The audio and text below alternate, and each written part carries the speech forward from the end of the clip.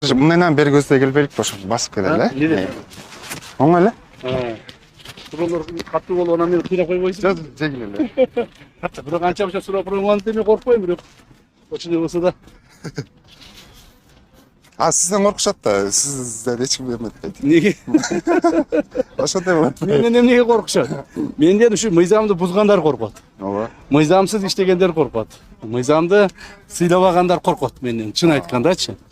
Мыйзамды сыйлап, мыйзам менен жашагандар, мамлекетке зыян келтирбегендер, мамлекеттин коомдун адеп аклагын сактагандар менден коркпойт. Бул имарат биздин мамлекетибиздин, Кыргыз мамлекетинин өзүнүн мына 30 жыл дейбизби, 32 жыл болуп калды эгемендүүлүк алганыбыздан бери биз ошол Советтер Союзу маалында курулган эски улуттук коопсуздук мамлекеттик комитетинин имаратына туруп келдик.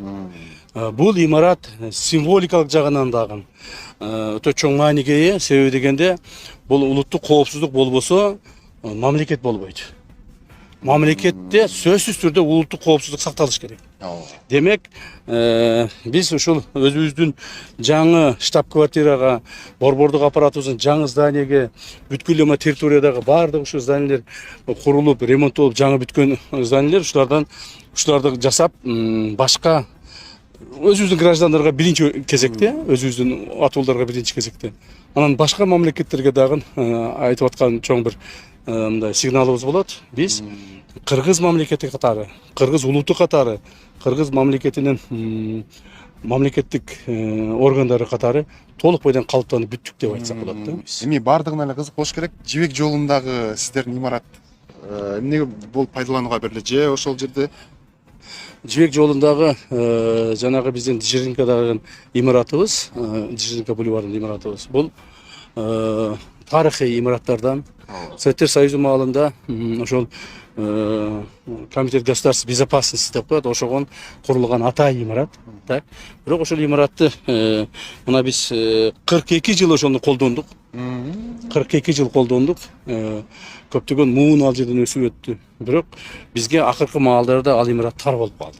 Тар болуп калды. Ал имарат мына азыркы чакырыктарга, коркунучтарга, азыркы мындай кыйынчылыктарга, андан сырткары биздин мамлекетибиз да чоңойду, элибиз да көбөйдү. Ушуга жооп бербей турган, талапка жооп бербей турган болуп калды да. Ошондуктан биз бул жака жаңы имарат кылып алып көчтүк. Чүтем кошумча эле бир кыстырма суроо берип коеюнчу. Азыркы учурда жанагы Баткендин аймагында чек ара зымдарын тартууда кайсы этапка келип калды? Качан бүтүп Так, өзүңүздөр жакшы билесиздер, ушул Баткенде чек ара зымдарын мыйзамдуу качан тартат экенбиз деп эки көзүбүз төрт болчу. Ооба. Биз эле эмес, же мамлекеттик жетекчилер эле эмес, бүт элибиз, журтубуз, 7,5 элибиздин баардыгыбыз эртерээк эле зым тартсак экен, эртерээк эле чек араны бөлүп алсак экен деп үмүт кылышым. Мына ошол Алла Тааланын буйругу менен ошо үмүтүбүз ишке ашып атат. Биз чек араны тосмолорун, чек ара зымдарын деп коеюн, ошолорду чек арага тартуу иштерин баштаганбыз. Бүгүнкү күндө ошол иштерге 200-дөн ашык адам ишке тартылган, көптөгөн техникалар тартылды. Президентибиз түздөн түз берген көрсөтмөсү негизинде ушул иштер аткарылып атат. Бүгүнкү күндө бүткөн чек ара зымдар тартылып бүткөн биздин ошо башталгандан бери тартылып бүткөн жумуштарыбыз бир 25 километрге барып калды. Мен ойлоймун, быйылкы жылы күчүбүздү катуураак жұмсасак, быйыл ушу бүтүрөбүзгө деген үмүттөмүн. Эгер быйыл бүтпөсөк, быйыл жылдан аянчы бүтпөй калсак, анда жазга барып бүтөбүз буюрса.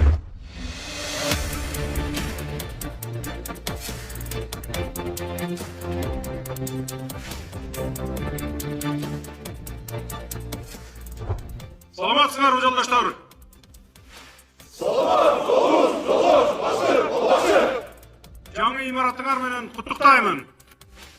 Ура! Ура! Ура!